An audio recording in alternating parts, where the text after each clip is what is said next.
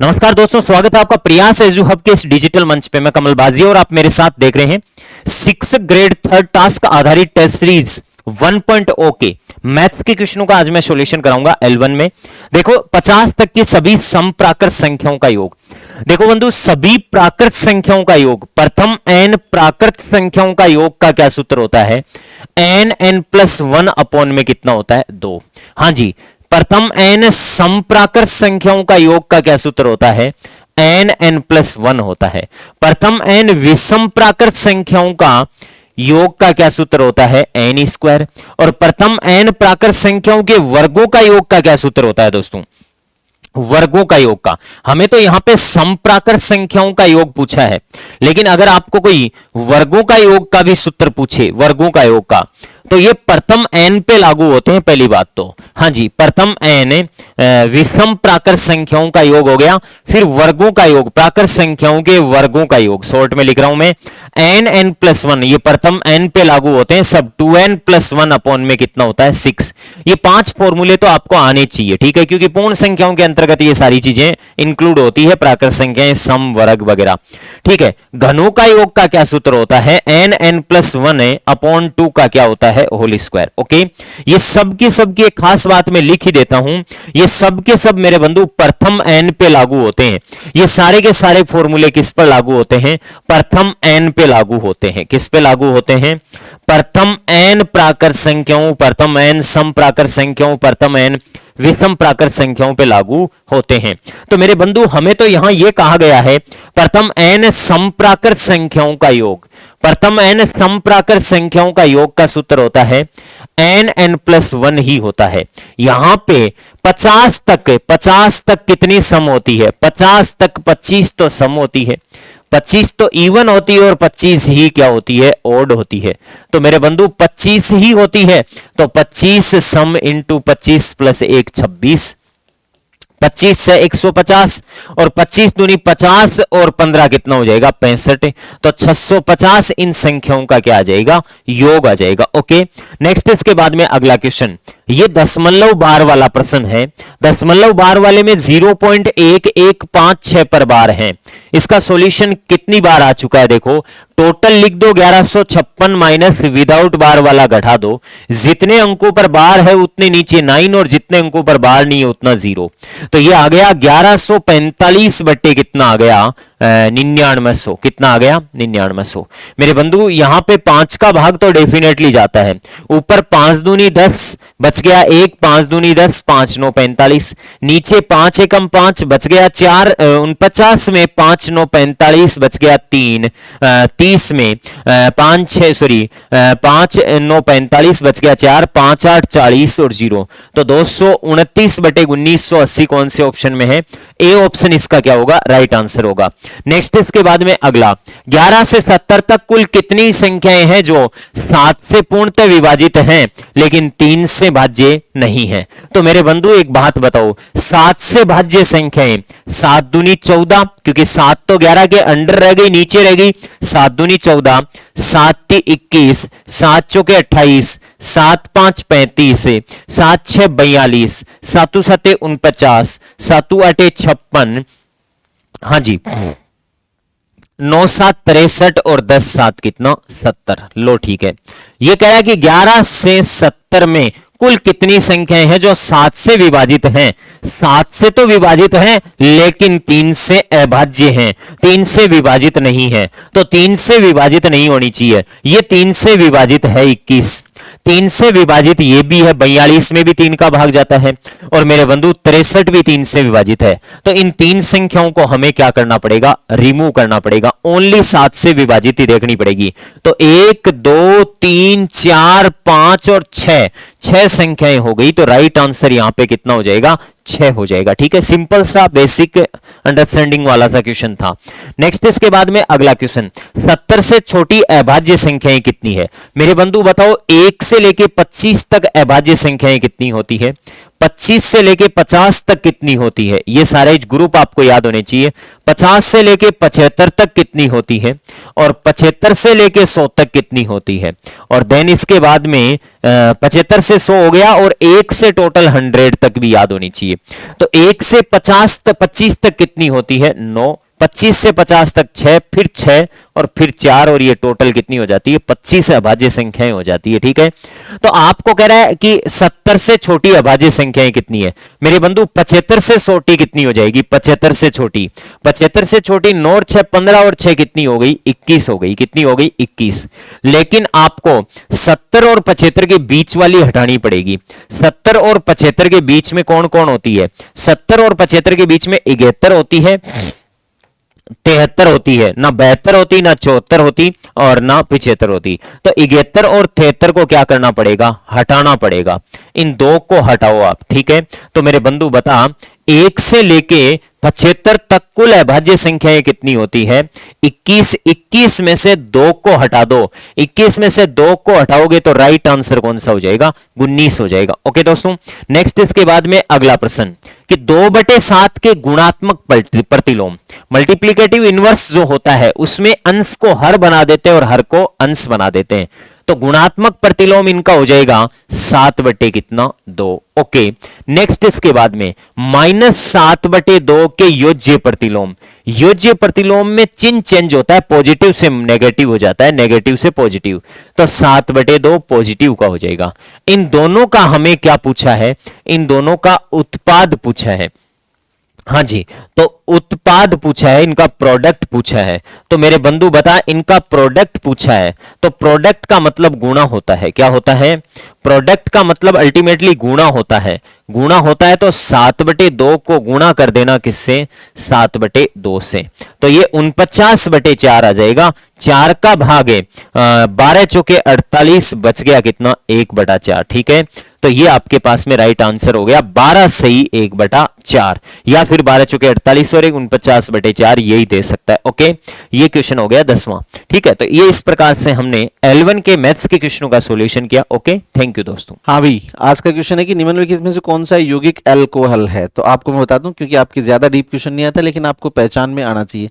जिसके भी लास्ट में COOH होता है वो एल्डिहाइड होता है, एल्डिहाइड है।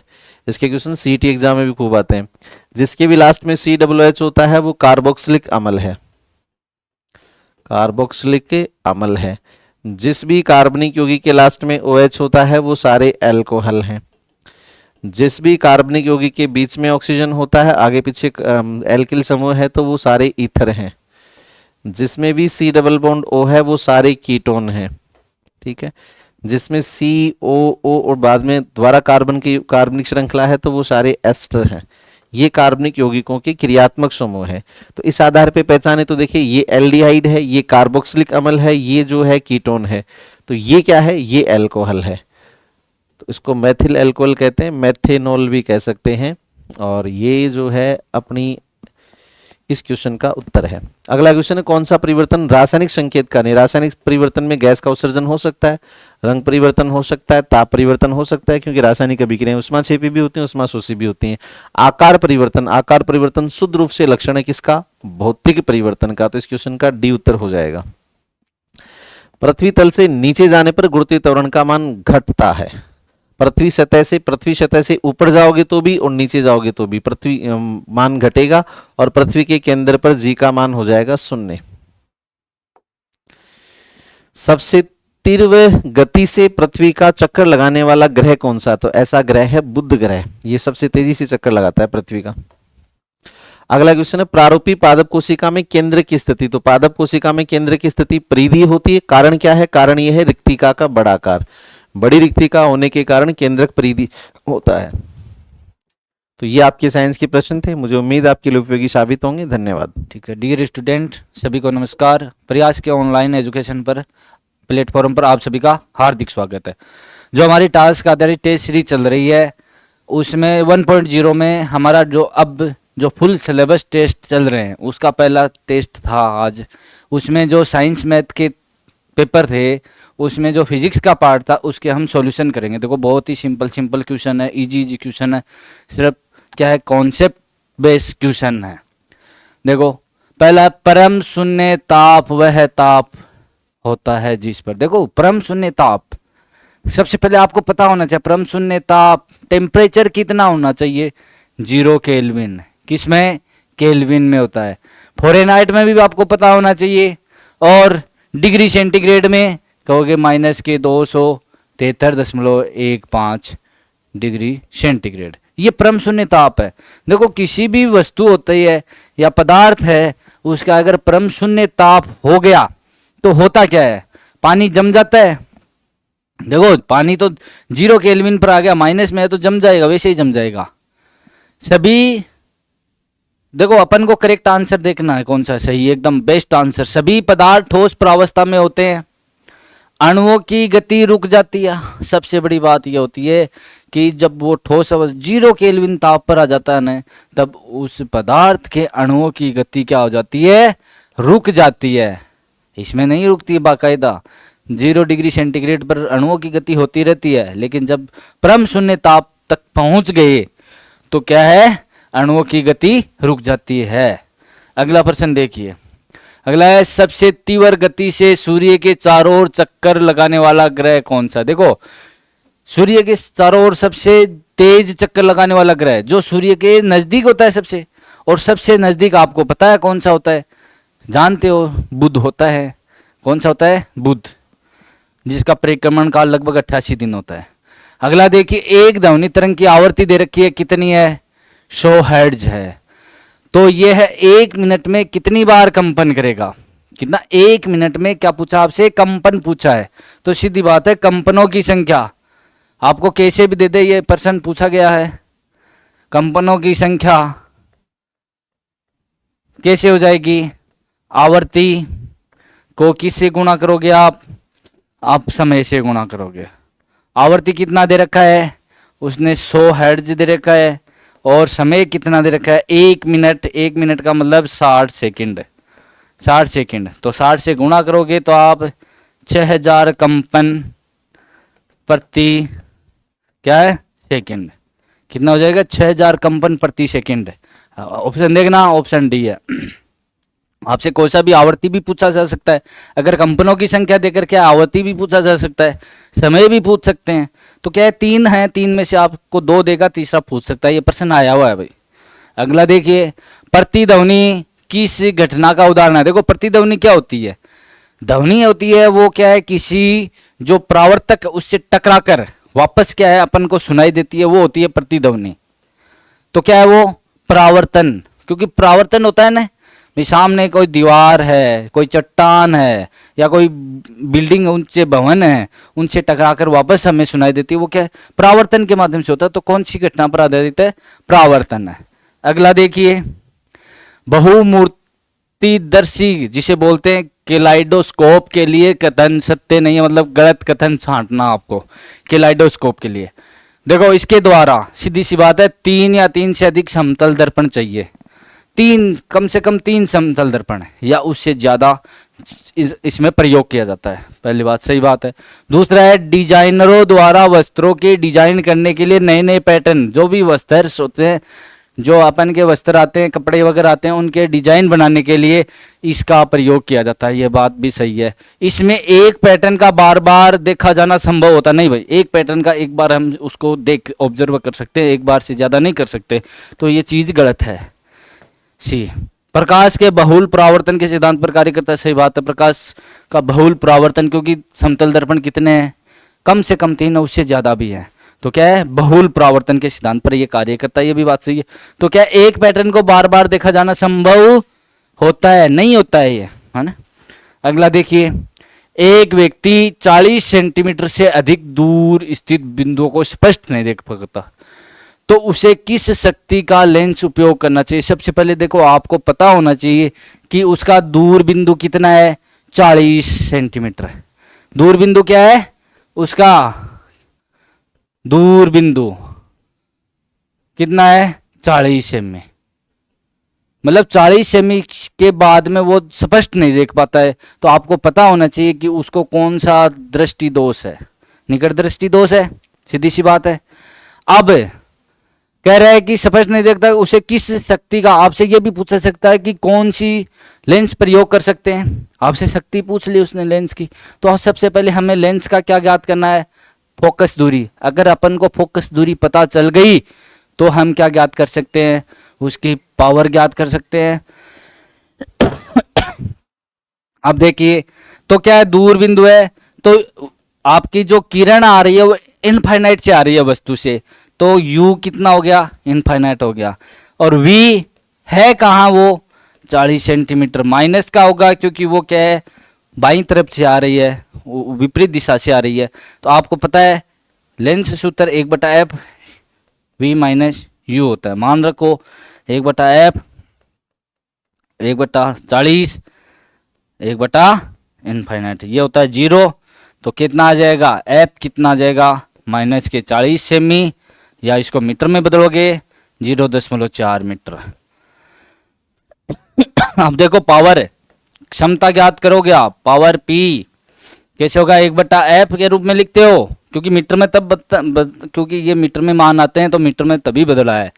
कितना आ जाएगा, माइनस के 1/0.4 भाग लगाओगे माइनस के 2.5 डी, मतलब कि उसको 2.5 डायोप्टर का लेंस प्रयोग में दिया जाएगा डॉक्टर के द्वारा।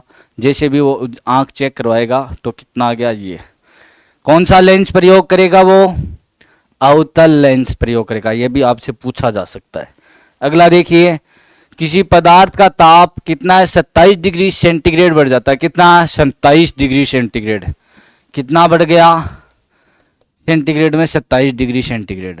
अब देखो केल्विन स्केल पर ये वर्दी, देखो सीधी सी बात है, सेंटीग्रेड और केल्विन स्तर पर क्या होता है, केल्विन सेंटीग्रेड 0 से लेकर 100 डिग्री सेंटीग्रेड, और केल्विन चलता है 273 से 373 केल्विन पैमाना।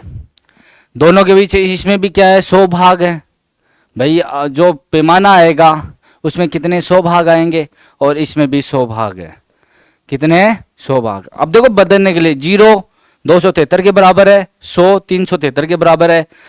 किस प्रकार से वृद्धि हो रही है, हम इसमें जोड़ते जाएंगे। तो आपको पता है इसमें अगर 100 ही भाग हैं तो क्या 27 डिग्री सेंटीग्रेड की वृद्धि हो रही है, तो इसमें भी 27 केल्विन की वृद्धि होगी।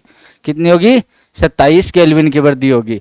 तो देखो कौन सा है, ऑप्शन सी है। बहुत ही अच्छा क्वेश्चन है, परीक्षा में की दृष्टि से आपसे पूछा जा सकता है। किसी और का भी पूछ सकते हैं, वो किसी और का भी, फ़ारेनहाइट का भी पूछ सकते हैं, लेकिन फ़ारेनहाइट का अलग होता है। वो कितने से चलता है, 32 से चलकर 212 तक, मतलब कि 180 भाग होते हैं फ़ारेनहाइट पैमाने पर।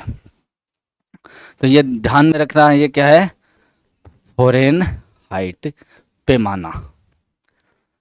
तो ये ध्यान रखना, बहुत ही अच्छा क्वेश्चन आने वाले इनसे।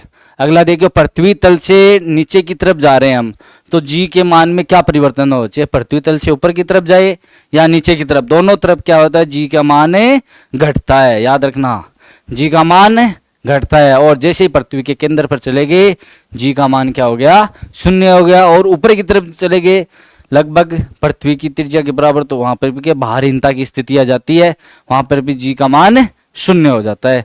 तो क्या है, दोनों तरफ घटता, चाहे ऊपर की तरफ जाए या नीचे की तरफ। अगला देखिए, यदि दो वस्तुओं के बीच की दूरी को आधा कर दें और द्रव्यमान को दुगुना कर दें तो गुरुत्वाकर्षण बल किस प्रकार बदलेगा।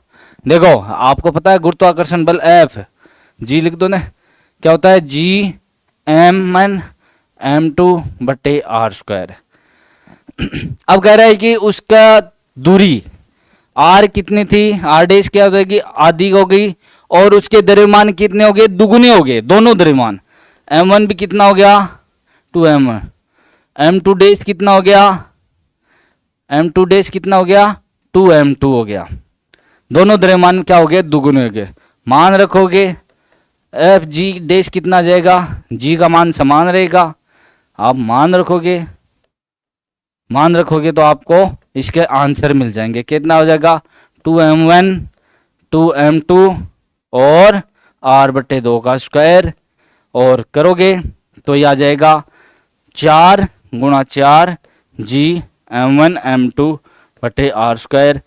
कितना हो गया, 16 × एफ जी डैश कितना आ जाएगा, ये आ जाएगा FG डैश बराबर 16 गुना, कितना बढ़ जाएगा 16 गुना। तो ऑप्शन कौन सा है, ऑप्शन इसका बी ऑप्शन इसका राइट है। अगला प्रश्न देखिए, अगला है एक प्रतिरोध का, क्या एक तार का प्रतिरोध R है, वही तार का प्रतिरोध है R। यदि तार की लंबाई को खींचकर दुगुना कर दें, लंबाई को कितना पहले जैसी थी लंबाई L, खींचकर कितनी कर दी 2L कर दी। अब आपसे पूछा प्रतिरोधकता, याद रखना प्रतिरोधकता, प्रतिरोधकता को किससे डिनोट करते हो, रो से करते हो, किससे रो से। आपसे प्रतिरोध नहीं पूछा है कि नया प्रतिरोध क्या होगा, बस इसी में कंफ्यूज हो जाते हैं कि प्रतिरोध और प्रतिरोधकता। तो प्रतिरोधकता किसी भी पदार्थ के लिए समान रहती है। एक पदार्थ चाहे वो तांबे का तार हो, चाहे वो लोहे का हो, चाहे एल्यूमिनियम का हो, चाहे चांदी का हो, कैसा भी हो, उसकी प्रतिरोधकता चेंज नहीं होती, चाहे वो उसको हम कितना ही खींच लें, उसकी लंबाई में कितनी वृद्धि कर लें, तो क्या है नो चेंज, नो चेंज। और आप इसका प्रतिरोध भी ज्ञात कर सकते हैं। अगला आपकी केमिस्ट्री से संबंधित है, जो केमिस्ट्री वाले सर इसके सॉल्यूशन करवाएंगे। ओके, धन्यवाद सभी को। Good morning students, solution video classes में आप लोगों का हार्दिक स्वागत है। L1 का जो हमारा हिंदी का प्रश्न पत्र है उसमें देखिए बच्चों 133 नंबर प्रश्न से शुरू होता है। इनमें से किस वाक्य में द्विकर्मक क्रिया प्रयुक्त हुई है। वह अंग्रेजी फिल्म देख रहा है तो यहाँ एक कर्मक है। वह दूसरी बार भोजन कर रहा है, ये भी एक कर्मक है। पत्रकार ने समाचार लिखा, एक कर्मक। अध्यापक ने छात्र को पुस्तक पढ़ाई, क्या पढ़ाई पुस्तक, किसे पढ़ाई किसको पढ़ाई, तो यहाँ आंसर सी हो जाएगा। सी ऑप्शन इसका सही आंसर है। मुंबई यानी महाराष्ट्र के क्षेत्र में प्रत्यक्ष विधि का प्रसार करने वाले विद्वान कौन है। टिपिंग, फ्रेजर, पेट्स, उक्त सभी। फ्रेजर महोदय है बच्चों, यहाँ मुंबई में प्रचार फ्रेजर महोदय ने किया था। शिक्षण क्रियाओं तथा उद्देश्यों का के आलेख को पाठ योजना कहते हैं। उक्त कथन किसका। आईवी डेविस, बोसिंग, कमला भाटिया, बलदेव भाटिया। बोसिंग महोदय हो जाएंगे। यथा समय में कौन सा समास है। यथा समय अविभाव समास। कौन सा है, अविभाव समास। यथा अव्यय जुड़ने के कारण। किस क्रमांक में सभी शब्द शुद्ध है। इतिहास में इक लगा, ऐतिहासिक बना, शुद्ध है। अलौकिक, लोक में इक लगा, लौकिक बना, अलौकिक, ये भी शुद्ध है। कंगन, कंगाल गलत है। ऐतिहासिक, अलौकिक गलत है। कंचन देख, पहला आंसर सही है इसका, पहला ऑप्शन सही होगा। किस क्रम में कर्ण कारक नहीं है। लड़का छत से गिर गया, छत से गिर गया अलग हुआ ना, तो ये तो अपादान का उदाहरण हो जाएगा। आंसर तो यही मिल रहा है। पिताजी कार से कार्यालय जाते हैं, बाजार से पैसे से सामान खरीदा जाता है, प्राचार्य यह आदेश प्राची द्वारा मिल गया। सही आंसर ए है इसका जी। ग्वाला से ग्वालिन बनता है, तो बच्चों जुलाहा से स्त्रीलिंग शब्द क्या बनेगा। जुलाहिन बनेगा। जुलाही, जुलाहिनी, जुलाहिन, हाँ जुलाहिन। सी ऑप्शन होगा। निम्नलिखित में से कौन सा शब्द एक वचन है। दर्शन ये बहुवचन है, आंसू बहुवचन है, हस्ताक्षर बहुवचन है, गुड़िया एक वचन है। हाँ, अगर गुड़िया में भी ये गुड़िया इस प्रकार से अगर लिखा होता अनुनासिक का प्रयोग करते हुए तो ये बहुवचन बन जाता। ठीक है, चलो बच्चों अगला प्रश्न है। हेतु हेतु मद भूतकाल का उदाहरण कौन सा है। तो इसमें बताया दो क्रियाएं होती है, दूसरी क्रिया पहली क्रिया पर आश्रित होती है और यदि तो से जुड़े होते हैं। जैसे बालक स्कूल जा चुका था, स्कूल जा चुका था, मैंने पूरी पुस्तक पढ़ी है, ये भी नहीं है, वह आकर बैठा ही था। समय पर चलते तो गाड़ी मिल जाती, समय पर चलते तो गाड़ी मिल जाती, तो ये गाड़ी शब्द है, गाड़ी गलत मिसप्रिंट हुआ जी, गाड़ी लिख देना। समय पर चलते तो गाड़ी चलती, तो पहचान हो गई, दो क्रियाएं होती है, दूसरी क्रिया पहली क्रिया पर आश्रित है, तो आंसर यहां पर सी होगा। उम्मीद करता हूं बच्चों सॉल्यूशन वीडियो पसंद आया होगा। धन्यवाद। Hello guys, as you know, myself Praveen Swami, an innovative teacher of competitive English, welcomes all aspirants on the digital panel of Priyas Edu Hub Seeker. आज का जो अपना सेशन है, जो प्रश्न है उनके बारे में अपन थोड़ी चर्चा करें। पहला प्रश्न है ऑनेस्ट। तो अकेला ऑनेस्ट शब्द होता है, उससे पहले हम किसी आर्टिकल का प्रयोग नहीं करते, क्योंकि ऑनेस्ट की वर्ड कैटेगरी क्या है, एक एडजेक्टिव है। एडजेक्टिव के साथ अगर सिंगुलर काउंटेबल नाउन का प्रयोग कर दिया जाता है तो उस सिचुएशन में हम किसका प्रयोग करते हैं, ए अथवा एन का प्रयोग करते हैं। तो आपका सही जो जवाब होगा वो कौन सा होगा, an honest officer who never compromise with ethics. तो आपका उत्तर कौन सा होगा, बी होगा। ठीक है, आगे देखो, they will announce the results tomorrow, future indefinite tense का वाक्य है, इसको टेंस में चेंज करना किसमें, पैसिव वॉइस में। तो अब यहाँ पे किसका प्रयोग करोगे, उचित देखें तो यहाँ पे पैसिव फॉर्म बनानी है इसकी, तो क्या बोलोगे, द रिजल्ट्स। ठीक है, आगे किसका प्रयोग करोगे, विल बी अनाउंस्ड, बाई लगाकर देम लगाने की आवश्यकता है नहीं, क्योंकि दे जो है वो अनइम्पोर्टेंट या वेग सब्जेक्ट होता है, जिसे पैसिव वॉइस में ऑब्जेक्ट के स्थान पर रखने की आवश्यकता नहीं होती। इस आधार पर देखें तो वो ये टुमारो का टुमारो रह जाएगा, तो क्या बोलोगे, the results will be announced tomorrow, ये आपका सही उत्तर माना जाएगा, ये आपका राइट आंसर होगा। अगला प्रश्न जो कह रहा है वो क्या कह रहा है, जरा देखें आप, क्या कह दिया, Reena said I will call you tomorrow, तो ये वाक्य है, इसको इनडायरेक्ट स्पीच में चेंज करना है, तो यहाँ पे दैट का प्रयोग कर दोगे, आई है वो चेंज हो जाएगा रीना के अकॉर्डिंग, तो किसका प्रयोग करोगे, सी का, और विल है वो किस में कन्वर्ट हो जाएगा, वुड में, कैरी, अब यू जो है इसकी जगह पर को ऑब्जेक्ट के अनुसार चेंज होगा तो मानना पड़ेगा, तो सभी मी माना हुआ है, और टुमारो है वो किस में कन्वर्ट हो जाएगा, द नेक्स्ट डे में। तो जवाब क्या होगा, रीना सेड दैट, और क्या बोलोगे, she would carry me, she would call me, और टुमारो वो किस में कन्वर्ट हो जाएगा, दैट सॉरी नेक्स्ट डे में। तो रीना आस्क तो आ नहीं सकता इसमें, तो यहाँ पे क्या हो जाएगा, सेड का सेड कर दो, और आगे वाला पार्ट वो आपको पता ही है, तो आपका सही जो जवाब हो जाएगा वो कौन सा हो जाएगा, बी पार्ट हो जाएगा, ये आपका राइट आंसर माना जाएगा। अगला प्रश्न जो कह रहा है वो क्या कह रहा है, to kick the bucket means, वो होता है टू डाई। ठीक है, ग्रामर कम ट्रांसलेशन मेथड जो होता है उसका मुख्य एम क्या है, तो मुख्य एम क्या है कि क्लासिकल लिटरेचर या फिर रीडिंग वगैरह के ऊपर फोकस करना, इसका मेन एम माना गया है। कौन सी मेथड का, ग्रामर कम ट्रांसलेशन मेथड का रियल एम है वो क्या है कि अक्सर अपन देखें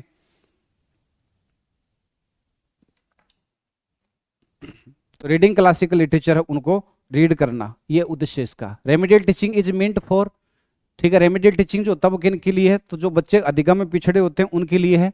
आगे summative evolution is conducted, summative evolution जो होता है वो कंडक्ट किया जाता है कब, at the end of the instruction के अंत में। ठीक है, और द डायरेक्ट मेथड जो होता है वो अक्सर जोर देती है, वो किसके ऊपर देती है, direct association of meaning with words, meaning with words जो उसके ऊपर क्या करती है, फोकस करती है। इस प्रकार से आपके पूरे प्रश्न क्या हो गए, कंप्लीट हो गए। ठीक है, जय हिंद, जय भारत, बेस्ट।